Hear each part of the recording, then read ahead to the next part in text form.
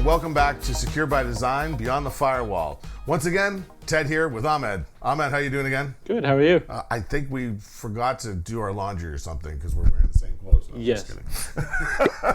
All right, so today's subject, we're going to try and have some fun with this because we're not going to go too deep into it because it's a subject today that everyone is talking about.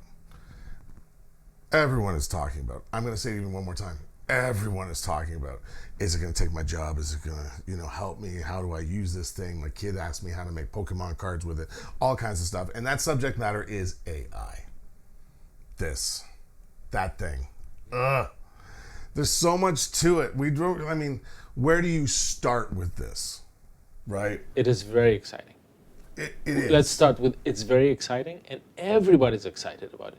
Even the people who are afraid of losing their jobs to it. Sure. They're also very excited about the possibilities because they use it. And anybody who has used it is always excited about the possibilities and the answer it gives. Yeah, and I was just reading again today that OpenAI is going to be having contracts with the government. You're reading about it every day. There's something about it. You hear about this Grok or Otter or Cloud or this one, that one, Copilot. So there's obviously it's crazy. And from a IT perspective, they're hogging up all the hard drives and the RAM. But we'll talk about that another time. So we don't want to go too deep into the weeds because obviously it's changing so quickly and we're all using it. Let's just focus on one component of that, and that's AI's ability to be secure. And everybody goes, oh man, you guys sound like you were going to have such a good conversation and now you're talking about security. But you had a story that you shared with me that shows the fallibility of AI. Let's start with that. So 2 days ago, I was messing up with my lawnmower because it was not working. And I read on the cap that it says E0 and E85. And with a crossover, don't use this. And I thought, I know I can research this, but let me just ask ChatGPT and see what is it going to tell me. So I took a picture of the cap, said, what does this mean?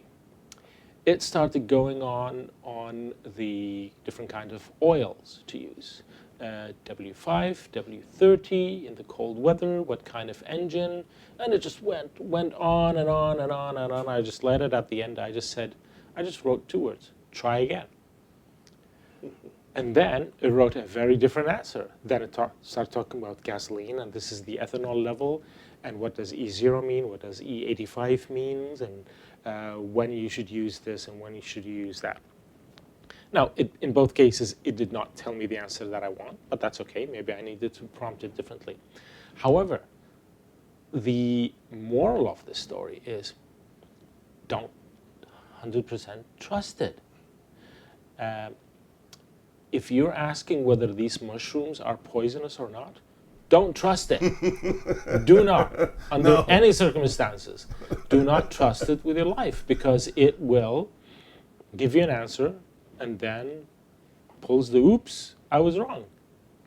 And I think we're seeing this over and over again with a lot of applications where it tells you an answer and you say, try again, research again.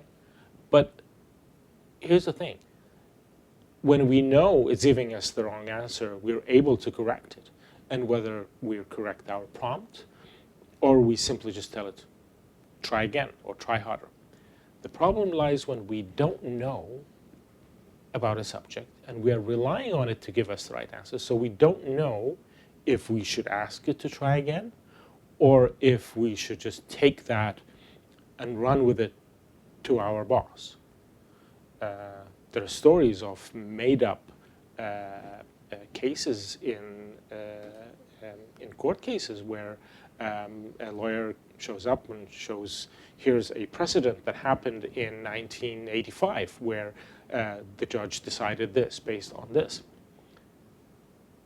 This lawyer didn't find this. He just asked ChatGPT, or I'm saying ChatGPT, it could be any other AI for that matter. And it gave an example it turns out to be false. This has never happened before. So we're still at stages where we're learning how to use this. But to your question, security is very important. We need to know more and more about what information we're feeding it and how is it using that information. And we need to be able to distinguish between free versions of AI and non-free versions where you pay for a subscription and then you have more control over the data that you're feeding it, or which data is it allowed to access on your environment. And that's a very important key.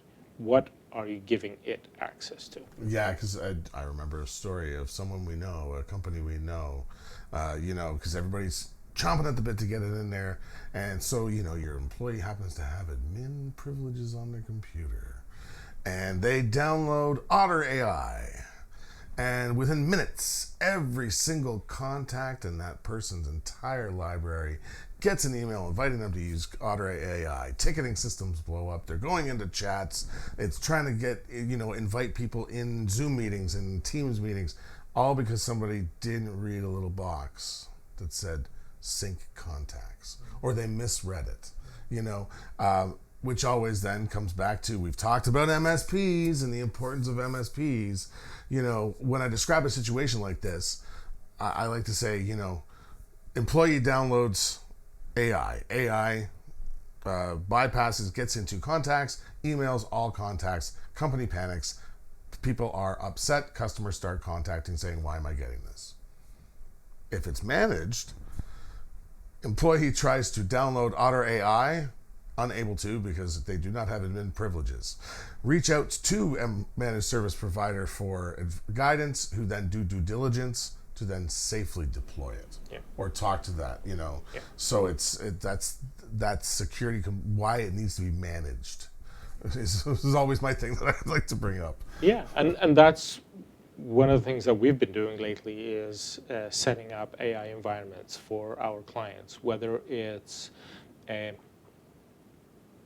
business version of ChatGPT where we install it in an environment and we give it access to certain parts of their shared libraries, and we go, okay, you can have access to this and this and this, but you don't have access to HR files, for example. Yeah. We do our testing, we do lots of discussions with the organization and highlighting to them the importance of understanding that access to these things, even though it is controlled under a license. But the truth of the matter is, Ted, that even when we tell the AI, don't share this, can we really know for sure that it's not going to? Exactly. Can we really know for sure that it's not going to get a prompt from somewhere else that says, hey, can you tell us about this? And the AI might answer, no, I'm not at liberty to answer this. You ask it 3 more times, then it will go, okay, there you go. Here's the information you wanted. So from a security standpoint, we have to be very careful about the information that we're feeding it. Whether it's a Copilot, we're deploying the paid version through a Microsoft 365 environment where we give it access and we give people varying levels of abilities to use it and to get it to do routines. And one of the things that we are working on, and maybe now is a good time to talk about the research center at Durham College, where we want to work with them on deploying some training modules to our clients to help them not only to have a general understanding of what they should share with AI and what is the best use and how to prompt, but what we want to involve them in is having very customized training and workflows for that environment. So let's say if we're going to a law firm and they have several workflows, that the law firm uses between, reviewing PDF documents and adding some personal documents of a client and how they fill in forms and do that. So we will work with the Center for Research and the client to get them an AI workflow. So what do you tell the AI? What are the things that you want them to be able to configure on that, and then train their employees? So once we have identified the workflow, now we're going to go as a group training. Okay, here's how everybody wants to use it. This brings me to a very important question. As an employer, every employee would want to make their job easier. That's a good thing. It's natural. They want to be doing a better job with least amount of time, and they want to use the tools that are available to them.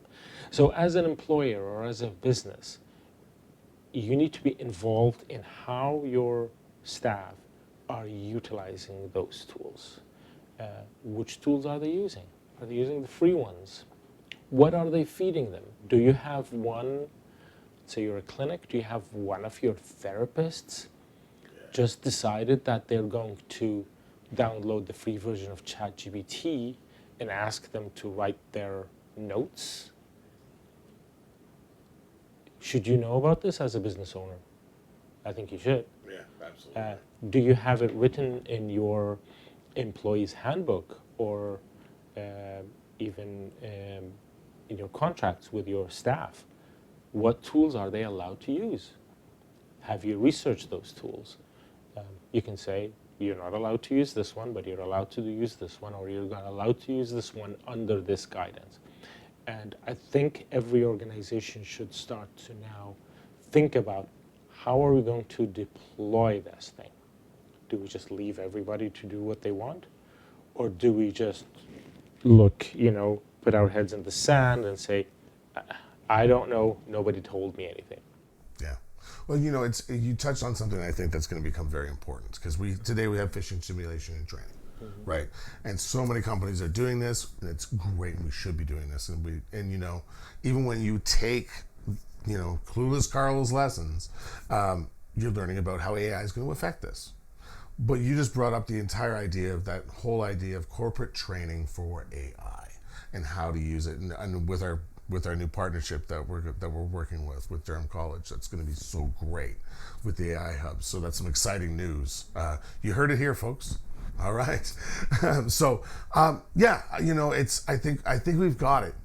We've clearly outlined, I think, for people, without sort of going, eat your vegetables, kind of, you need to think about these things. I know every time I talk about it, everybody sort of goes, oh, I didn't think, I mean, you've outlined so many instances of it. So we're going to shelve AI for now, everybody, until we find a different way. Hey, feel free to reach out to us.